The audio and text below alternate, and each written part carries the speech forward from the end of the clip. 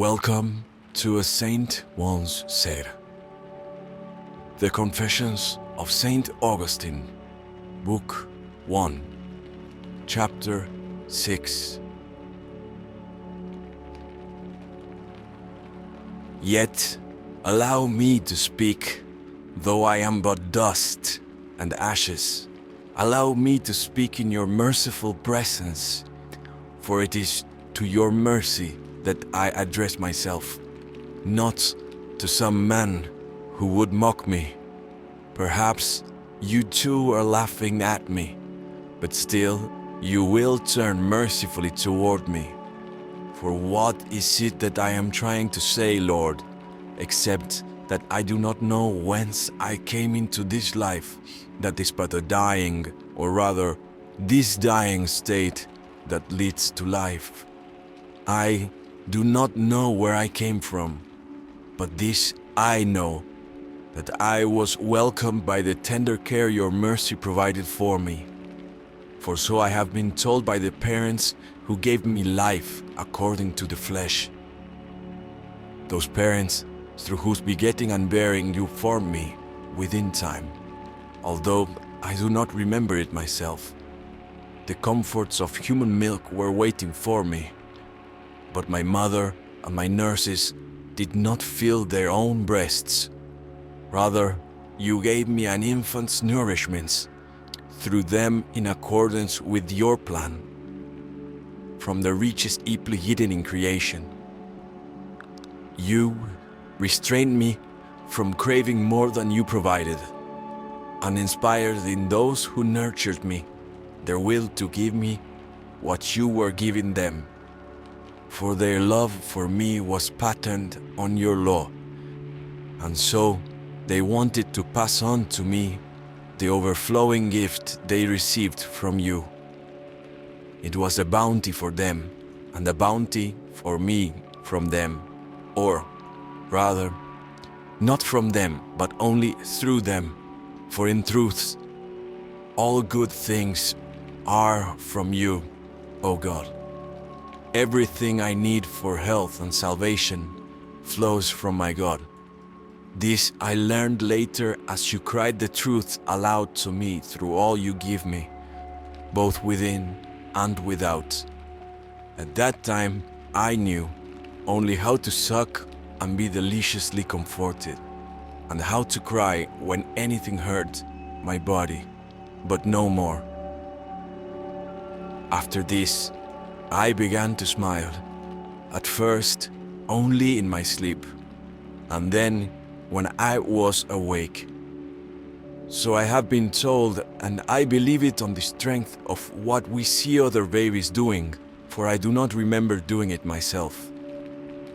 Little by little, I began to notice where I was, and I would try to make my wishes known to those who might satisfy them. But I was frustrated in this because my desires were inside me, while other people were outside and could, by no effort of understanding, enter my mind. So I tossed about and screamed, sending signals meant to indicate what I wanted.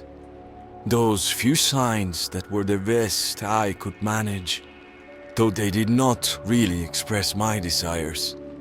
Often, I did not get my way, either because people did not understand or because what I demanded might have harmed me.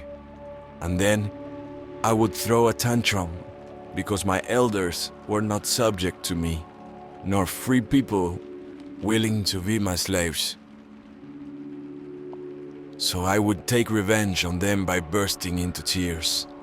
I have learned that babies behave like this from those I have been able to watch, and they, without knowing it, have taught me more surely what I was like myself than did my nurses who knew me well. My infancy has been so long dead now, whereas I am alive. But you, O Lord, are ever living, and in you nothing dies. For you exist before the dawn of the ages, before anything that can be called before. You are God and Lord of everything that you have created. In you stand firm the causes of all unstable things. In you the unchangeable origins of all changeable things abide. In you live the eternal ideas of all irrational and transient creatures. Tell me, I beg you, tell your miserable suppliant, O merciful God, whether my infancy was itself the sequel to some earlier age, now dead and gone. Was there nothing before it except the life I lived in my mother's womb? Some information about that has been given to me, and I have my self-seeing pregnant woman. But then, my God, my streetness, what came before that? Was I somewhere else? Was I even someone? I have nobody to tell me. Neither father nor mother could enlighten me, nor the experience of others, nor any memory of my own. Are you laughing at me for asking these questions? And are you perhaps commanding me to praise you and confess to you simply about what I do know? Confess to you I will, Lord of heaven and earth, and praise you for my earliest days and my infancy, which I do not remember. You allow a person to infer by observing others what his own beginnings were like. We can learn much about ourselves even from the reports of womenfolk. Already, I had existence and life, and as my unspeaking stage drew to a close, I began to look for signs whereby I might communicate my ideas to others. Where could a living creature like this have come from, if not from you, Lord? Are any of us skillful enough to fashion ourselves? Could there be some channel hollowed out from some other source through which existence and life might flow to us apart from yourself, Lord, who create us? Could we derive existence and life from anywhere other than you, in whom to be and to live are not two different realities, since supreme being and supreme life are one and the same? You are supreme, and you do not change, and in you there is no today that passes.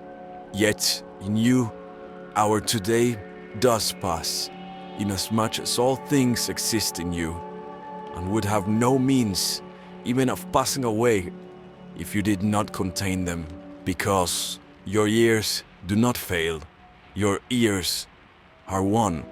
Today, how many of our days and our ancestors' days have come and gone in this today of yours, have received from it their manner of being and have existed after their fashion, and how many others will likewise receive theirs and exist in their own way. Yet you are the self-same. All our tomorrows come beyond, all our yesterdays and further back, you have made in your today. What does it matter to me if someone does not understand this? Let such a person rejoice even to ask the question, what does this mean? Yes, let him rejoice in that and choose to find by not finding, rather than by finding fail to find you.